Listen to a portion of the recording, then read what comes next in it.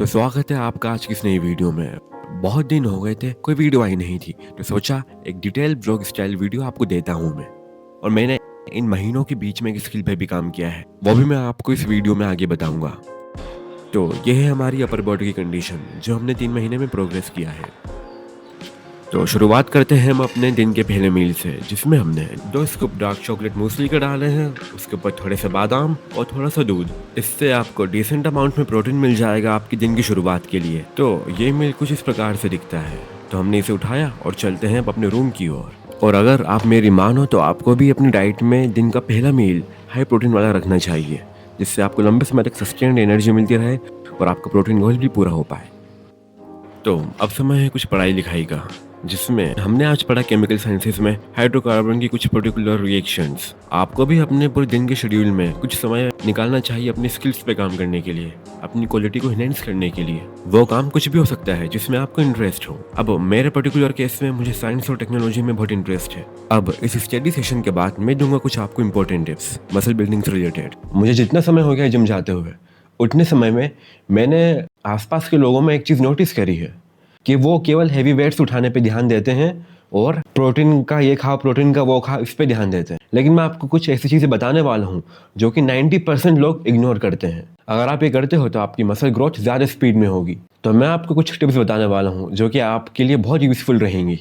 Tip number 1, आप कोई भी एक्सरसाइज करते हो उसमें आप अपने स्ट्रेच्ड पोजीशन को मास्टर करो। एग्जाम्पल के लिए अगर आप बेंच प्रेस करते हो तो केवल बार को चेस्ट से टच करके वापस मत भेजो, उसे बॉटम पोजीशन पे 1 सेकंड के लिए पोज दो, वो भी कंप्लीट कॉन्ट्रैक्शन फील के साथ। इससे तुम्हारे मसल्स जितने लंबे समय के लिए स्ट्रेच होंगे वो उतने ही ज़्यादा रिकवरी फेज में ग्रो कर पाएंगे। टिप नंबर 2, अपना टाइम अंडर टेंशन इंक्रीज करो, क्योंकि मसल ग्रोथ केवल वेट पर डिपेंड नहीं करता।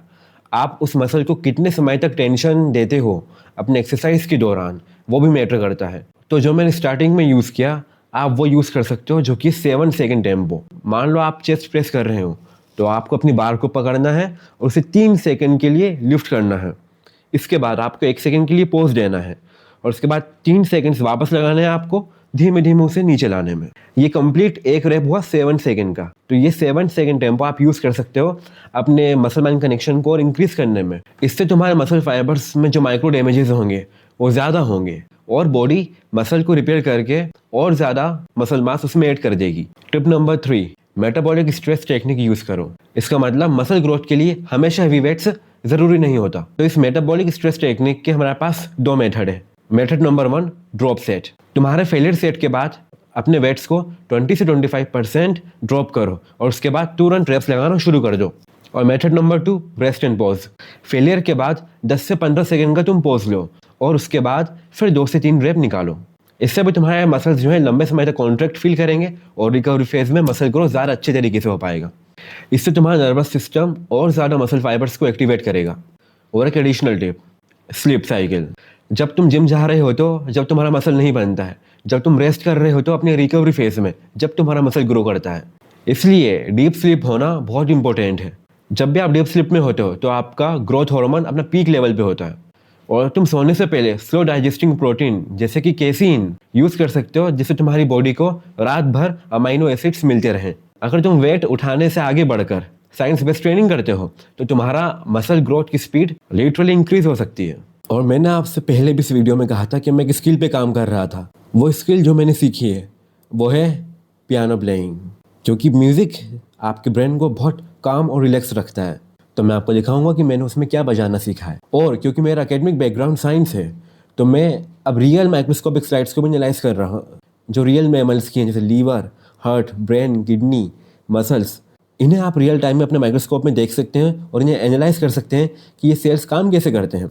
मैं आपको इस बारे में किसी और वीडियो में बताऊंगा। तो यह है वो गाना जो मैंने सीखा है।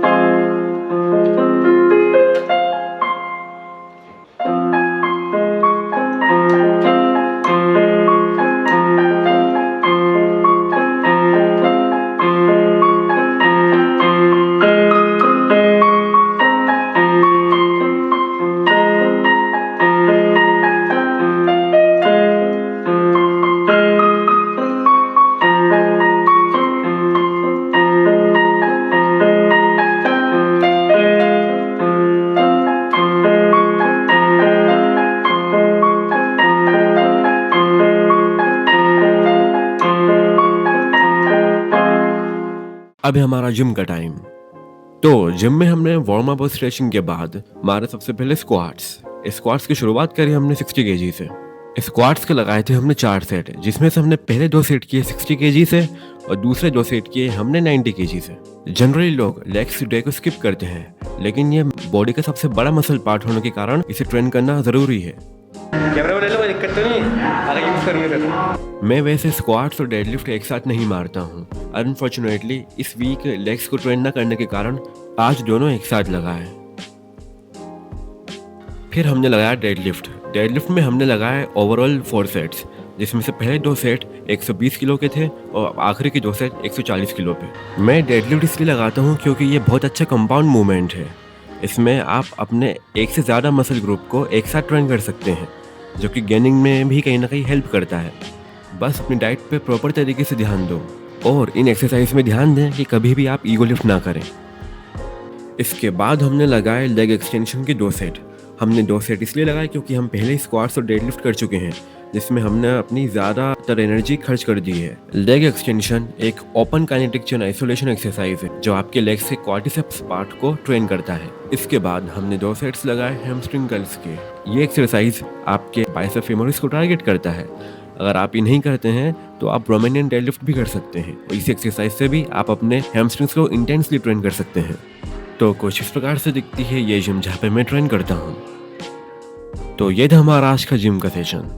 अब घर पे आने के बाद ये रही हमारी लेग्स की कंडीशन और ये है हमारा पोस्ट वर्कआउट मील, जिसमें हमने 50 ग्राम सोया चंक्स लिए हैं। ये काफ़ी अच्छा वेजिटेरियन सोर्स है प्रोटीन इंटेक को पूरा करने के लिए, जिसे मैं काफ़ी लंबे समय से यूज़ कर रहा हूँ। तो हमने रख दिया इन सोया चंक्स को 5 मिनट बॉईल करने के लिए। आपको आराम से 50 ग्राम सोया चंक्स में 25 ग्राम प्रोटीन मिल जाता है। तो ये हो गया हमारे सोया चंक्स रेडी। तो इसी के साथ हमारा आज का दिन हुआ पूरा। मिलते हैं अगले वीडियो में। Till then bye.